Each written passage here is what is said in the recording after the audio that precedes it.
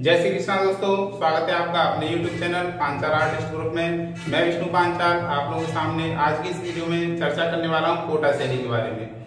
दोस्तों, कोटा शैली जो है हाड़ौती की उपशैली है। मैंने आपको बताया कि राजस्थान को भौगोलिक दृष्टिकोण से 4 भागों में विभाजित किया था, मेवाड़, मारवाड़, हाड़ौती और मेवाड़। तो हाड़ौती जो है, हाड़ौती की प्रमुख उपशैली है कोटा शैली। तो आइए दोस्तों चर्चा करते हैं कोटा शैली के बारे में।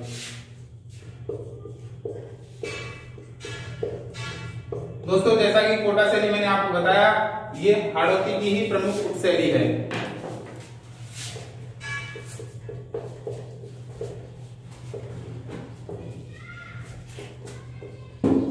कोटा शैली किसकी उपशैली है? हाड़ौती की उपशैली है। कोटा शैली की स्थापना का एक अलग इतिहास रहा है। कोटा शैली जो स्थापित हुई थी, इसको स्थापित करने का श्रेय माधव सिंह हाड़ा को जाता है।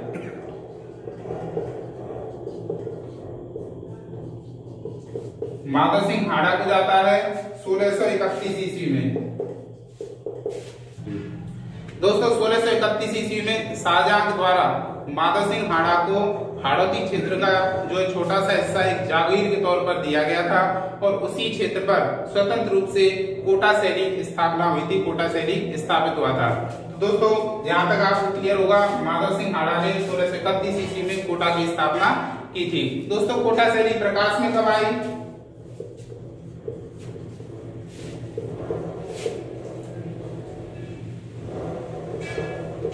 1952 में कोटा शैली प्रकाश में आई थी। यानी कोटा शैली जो एक अलग अस्तित्व के रूप में जो चित्र यहाँ पे विकसित हुए थे, लोगों को पता चला था 1952 में। कोटा शैली प्रकाश में कब आई? 1952 में स्थापित कोटा शैली को स्थापित किया था माधव सिंह हाड़ा ने। माधव सिंह हाड़ा ने कब स्थापित किया था? 1631 ईस्वी में। शाहजहां ने माधव सिंह हाड़ा को कुछ परगने जागीर के तौर पर दिए थे, हाड़ौती का क्षेत्र कुछ एज ए गिफ्ट के तौर पर दिया था और वहीं पे कोटा शैली स्थापित हुई थी। दोस्तों, कोटा का एक अपना अलग इतिहास रहा है। कोटा शैली में जो कला शैली विकसित हुई है वो राजस्थान से हटके है थोड़ी सी, क्योंकि कोटा शैली की जो मुख्य विशेषता है, यहाँ पे शिकार संबंधी दृश्यों का चित्रांकन अधिक हुआ है। यानी अगर हम ओवरऑल राजस्थान की बात करें, क्वेश्चन में आता है कि कोटा शैली की मुख्य विशेषता क्या है। कोटा शैली की मुख्य विशेषता है दोस्तों, शिकार संबंधी चित्रों का चित्रांकन कोटा शैली में प्रमुख रूप से हुआ है। क्योंकि महाराजा उम्मेद सिंह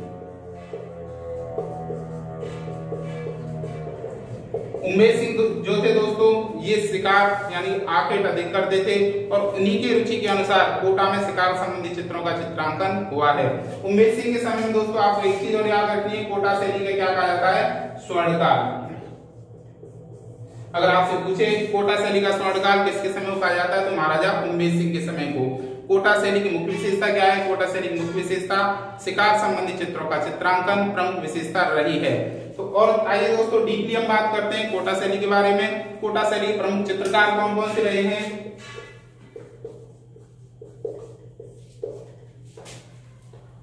चित्रकार हैं लच्छीराम, रघुनाथ,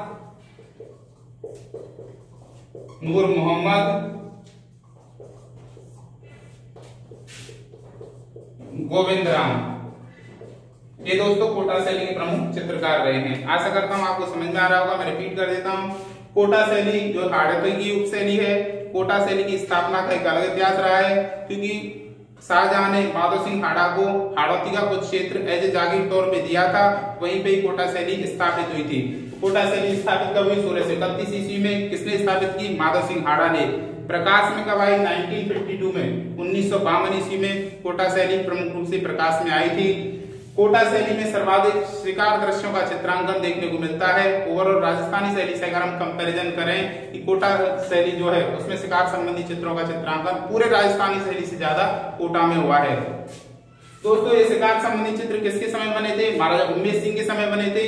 क्योंकि महाराजा उम्मेद सिंह जो थे वो शिकार अधिक करते थे, तो यही कारण था कि चित्रकारों ने उनकी रुचि के अनुसार, यानी कि महाराजा उम्मेद सिंह की रुचि के अनुसार शिकार संबंधी चित्रों का चित्रांकन कोटा शैली में किया है और यही कोटा शैली की मुख्य विशेषता बन गई है। दोस्तों, कोटा शैली का स्वर्णकाल किसके समय को कहा जाता है? यानी सर्वाधिक चित्र किसके समय और सबसे सुंदर चित्र किसके समय बने थे?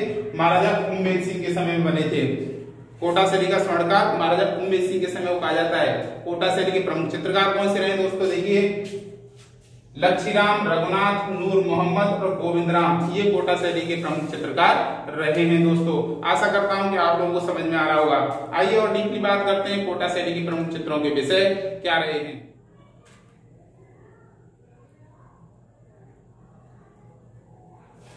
दोस्तों मैंने जो मेन पॉइंट है वो आपको लिए लिख दिए, क्योंकि डीपली थोड़ा सा आपको जानकारी मिले, इसलिए आपको मेन पॉइंट क्या याद रखने। प्रकाश में कब आई, हालांकि मैंने आपको बता दिया है। ये पॉइंट आपको याद रखना है कि कोटा शैली प्रकाश में कब आई, प्रमुख शासक कौन कौन रहे जिनके समय कला का विकास हुआ था, तथा कलात्मक साक्ष्य कहाँ पे देखने को मिलते हैं, कलात्मक साक्ष्य, कलात्मक उदाहरण कौन कौन से कोटा शैली के, कोटा शैली के प्रमुख विषय, किन विषयों से संबंधित चित्र बनाए गए हैं, कौन सा रंग कोटा शैली में लगाया गया है, तथा कोटा शैली की प्रमुख चित्रकार कौन कौन से हैं। तो वो सारी चीजें दोस्तों मैंने डीपली लिख दी है, आपको मैं रिपीट करा देता हूँ। प्रकाश में कब आई, 1952 में। मैंने आपको बताया था 1952 में कर्नल टीजी गियर एंडरसन द्वारा अपने चित्रों को, यानी कर्नल टीजी गियर एंडरसन जो थे, एक ही नाम है दोस्तों ये, कर्नल टीजी गियर एंडरसन ने अपने चित्रों को Victoria and Albert museum London में प्रकाशित किया था। कहां पे प्रकाशित किया था दोस्तों, Victoria and Albert museum London में प्रकाशित किया था। वहां पे क्योंकि कोटा शैली जो है, मैंने आपको बताया कि हाड़ौती की प्रमुख शैली, और हाड़ौती में कौन सी आती है, फर्स्ट नंबर पे बूंदी आती है। तो बूंदी शैली का एक अभिन्न अंग हम मान सकते हैं कोटा शैली को। तो बूंदी शैली से related colonel T J Gayer Anderson ने अपने चित्र जो है Victoria and Albert museum London में प्रकाशित किए थे। उसमें कुछ चित्र जो है बूंदी शैली से अलग मिले थे, कुछ चित्र जो है बूंदी शैली से अलग मिले थे, और उन्हीं के आधार पर कोटा शैली एक स्वतंत्र अस्तित्व के रूप में प्रकाश में आई थी कि कोटा शैली में भी कुछ पुराने चित्र बने हुए हैं। तो ये है दोस्तों कोटा शैली प्रकाश में आने का श्रेय। कोटा शैली के शासक कौन कौन से हैं, महाराज राम सिंह, महाराजा राम सिंह का समय 1669 1669 से 1705। इनके समय कोटा शैली में स्वतंत्र रूप से चित्रांकन किया गया था। किनके समय, महाराजा राम सिंह के समय। महाराजा राम सिंह के बाद महाराजा भीम सिंह बैठते हैं। महाराजा भीम सिंह का समय 1705 से 1720। ये दोस्तों बल्लभ संप्रदाय का प्रमुख केंद्र बना था इनके समय कोटा, और ये कृष्ण के अनन्य भक्त थे। तो इनके समय बल्लभ संप्रदाय से संबंधित कोटा शैली में चित्रों का चित्रांकन किया गया था दोस्तों। इनके बाद महारावल उम्मेद सिंह, मैंने आपको बताया था कि कोटा शैली का स्वर्णकाल महारावल उम्मेद सिंह के समय को कहा जाता है। कोटा शैली में सबसे अधिक शिकार दृश्य हैं, जो प्रमुख विशेषता है, जो शिकार दृश्य महारावल उम्मेद सिंह के समय में ही चित्रित हुए थे। तो वो मैंने दोस्तों मेंशन कर दिया है। कोटा शैली का स्वर्णकाल कहा जाता है महारावल उम्मेद सिंह को, और शिकार दृश्य कोटा शैली में सर्वाधिक महाराजा उम्मेद सिंह के समय में ही बने हुए हैं। कलात्मक साक्ष्य, यानी कि जो कला के जो उदाहरण देखने को मिलते हैं, हमें कहाँ पे देखने को मिलते हैं, कुछ ग्रंथ हैं जैसे बल्लभो चंद्रिका और गीता पंचमेल, ये कुछ ग्रंथ हैं। इनके आधार पर कोटा शैली के प्रमुख कलात्मक साक्ष्य हम देख सकते हैं। इसके बाद दोस्तों विषय क्या है, विषय आपको याद रखनी है। फर्स्ट पॉइंट ये है कि कोटा शैली के प्रमुख विषय हैं शिकार से संबंधित चित्रों का चित्रांकन कोटा शैली में सबसे अधिक हुआ है। उसके अलावा क्योंकि जब शिकार करेंगे तो दोस्तों किनके करेंगे, पशु पक्षियों के शिकार करेंगे, तो उनसे रिलेटेड बहुत सारे चित्र बनाए गए हैं, क्योंकि वनों का चित्रांकन भी कोटा शैली में अधिक हुआ है, और उन वनों में शेर, चीते, हाथी, हिरण वगैरह घूमते हुए प्रदर्शित किए गए हैं। इसके अलावा बल्लभ संप्रदाय का भी केंद्र रहा था कोटा, मैंने आपको बताया महाराजा भीम सिंह के समय बल्लभ संप्रदाय का प्रमुख केंद्र रहा था। महाराजा भीम सिंह कौन थे, कृष्ण के अनन्य भक्त थे। तो बल्लभ संप्रदाय से संबंधित कृष्ण के लीलावाग संबंधी चित्रों का चित्रांकन भी कोटा शैली में देखने को मिलता है। उसके बाद दोस्तों रंग कैसा लगाया गया है, दोस्तों जहां पे प्रकृति की अगर बात आती है तो प्रकृति में कैसा रंग हम यूज करते हैं, ज्यादातर नेचर में ग्रीन कलर हम यूज करते हैं। बूंदी की भी प्रमुख विशेषता थी, मैंने आपको इससे पहले की वीडियो में बताया था कि बूंदी शैली की प्रमुख विशेषता हरे रंग का प्रयोग है। ऐसे ही यहाँ पर भी हरा रंग प्रमुख रूप से प्रयोग हुआ है, और उस हरे रंग पर गुलाबी रंग, इन दोनों का समन्वय कोटा शैली की विशेषता है रंगों के बारे में। उसके अलावा हरा, लाल, गुलाबी, सुनहरी, ये रंग भी कोटा शैली में प्रमुख रूप से इस्तेमाल हुए हैं चित्रों में।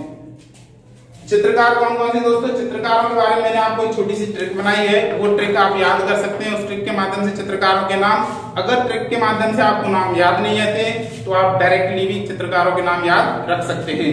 चित्रकार ट्रिक क्या है दोस्तों, गोल नूर रघुनाथ का। सिर्फ छोटी सी ट्रिक है, आपको ये याद करनी हो, चित्रकारों के नाम याद हो जाएंगे। दोस्तों गोल में दो शब्द हैं, तो गो से होगा दोस्तों गोविंदराम, और ला से दोस्तों लच्छीराम। गोविंदराम, लच्छीराम, नूर से नूर मोहम्मद और रघुनाथ। ये दोस्तों 4 कोटा शैली के प्रमुख चित्रकार आपको याद रखने। एक बार रिपीट कर देता हूं, गोल नूर रघुनाथ का, तो गो से गोविंदराम, ला से लच्छीराम, नूर से नूर मोहम्मद और रघुनाथ से रघुनाथ। ये कोटा शैली के प्रमुख चित्रकार रहे। दोस्तों कोटा शैली के चित्रों के साक्ष्य हमें और कहां पे देखने को मिलते हैं? झाला की हवेली, देवता जी की हवेली, राजप्रासाद यानी कि राजाओं के महल, इनमें भी कोटा शैली के चित्रों के उदाहरण हम देख सकते हैं। दोस्तों कोटा शैली में इतना ही है। आशा करता हूं आपको हमारी वीडियो पसंद आ रही होंगी। अगर आपको हमारी वीडियो पसंद आ रही है दोस्तों तो लाइक करना न भूलें, ज्यादा से ज्यादा हमारी वीडियो को शेयर करें तथा कमेंट बॉक्स में आप अपनी राय भी अवश्य बताएं। बहुत बहुत धन्यवाद। जय हिंद, जय भारत।